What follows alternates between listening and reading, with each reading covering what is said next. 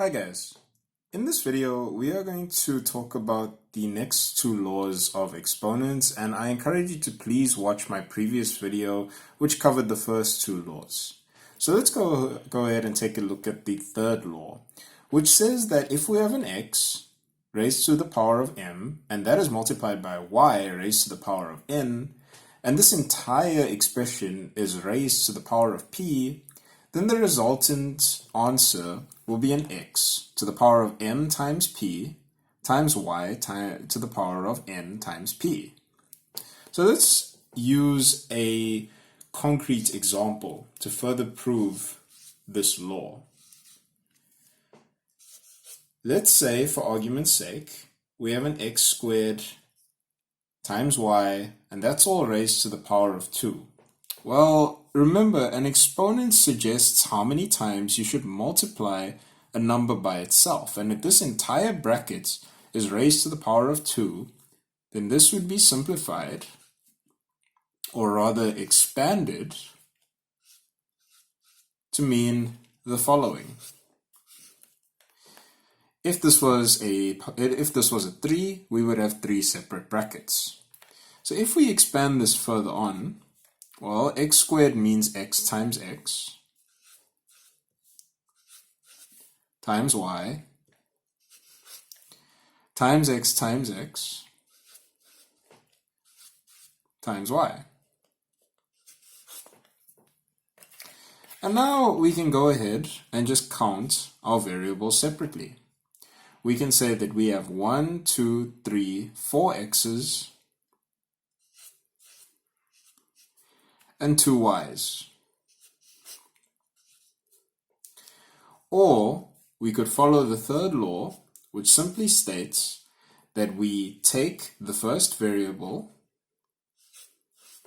we take its exponent, and we multiply it by the exponent of the brackets. In this case, it would be x to the power of 2 times 2. The same will be done for the y. Remember, if there is no exponent, we assume this exponent is positive 1. So we would say y to the power of 1 times 2. Which would further simplify x to the 4 y squared.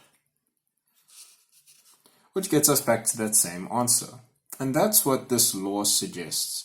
This law can be seen as the law of distribution of exponents. Let's take a look at the fourth law. And the fourth law is nearly identical to the previous, where it suggests that if we have an x on the numerator raised to the power of m and a y on the denominator raised to the power of n, then the resultant answer will still be in this fraction form, and the exponent is distributed to the exponents of the bases. And the important thing to note in this scenario, in both scenarios, in both law 3 and law 4, is that there must only be one term inside the brackets. Remember, terms are separated by pluses and minuses. Let's go ahead and take a look at a few examples as to how we would actually use this law in our algebra work. In our first example, we have 3 times x to the power of 3 times y to the power of 2, all raised to the power of 2. This is obviously the third law that is required. And remember, the 2 will be multiplied by that exponent and this exponent and the exponent of the 3. Remember, if a number does not have an exponent, it is assumed that the exponent is a positive 1. So this would simply become a 3 to the power of 1 times 2, 1 times 2, x to the power of 3 times 2, and y to the power of 2 times 2. Well, 3 to the power of 1 times 2 is 2. That would be x to the power of 6 and y to the power of 4. And I could further simplify that to 9 x to the power of 6, y to the power of 4.